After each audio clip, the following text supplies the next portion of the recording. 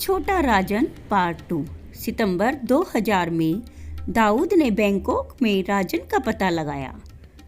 शरद ने शहर में राजन का पता लगाने के लिए मुंबई स्थित होटल व्यावसायिक विनोद और ए मिश्रा के साथ अपने संबंधों का इस्तेमाल किया।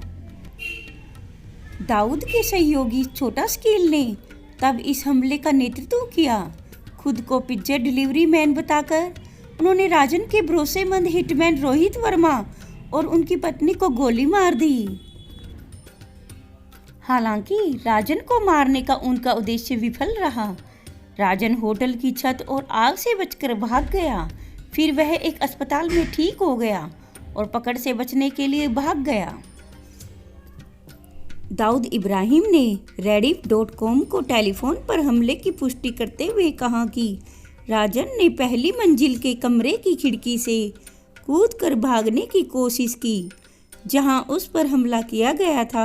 हालांकि गिरने से उनकी कमर टूट गई और उन्हें अस्पताल ले जाया गया। हत्या का यह असफल प्रयास दाऊद के लिए महंगा साबित हुआ।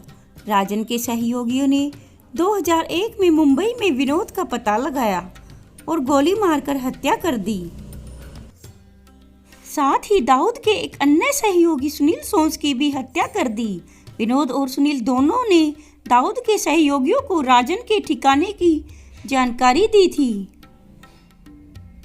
हालांकि विनोद और सुनील सोंस की हत्याओं से डी कंपनी पर कोई खास असर नहीं पड़ा, लेकिन 19 जनवरी 2003 को राजन के सहयोगियों ने दुबई के इंडिया क्लब में दाऊद के मुख्य वित्त प्रबंधक और मनी लॉन्ड्रिंग एजेंट शरद की गोली मारकर हत्या कर दी।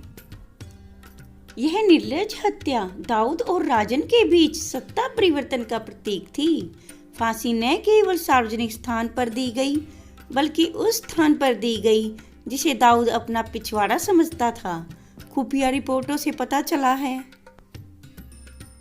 कि शरद की मौत डी कंपनी के लिए एक करारा झटका थी, क्योंकि शरद द्वारा प्रबंधित अपराध सिंडिकेट संचालन की अधिकांश वित्तीय और मौद्रिक जानकारी दाऊद द्वारा कभी भी पूरी तरह से पुनर्प्राप्त नहीं की गई थी। छोटे राजन का पढ़ाई में मन नहीं लगता था। 5वीं क्लास के बाद उसने सिनेमा हॉल में टिकट बेचने का काम शुरू कर दिया। वहीं एक पुलिस मुठभेड़ में उन्होंने लाठीचार्ज किया और उन्हें पुलिस ने गिरफ्तार कर लिया और जेल से निकलने के बाद वह गैंगस्टर बन गया। आप मेरे चैनल को लाइक कीजिए और सब्सक्राइब कीजिए।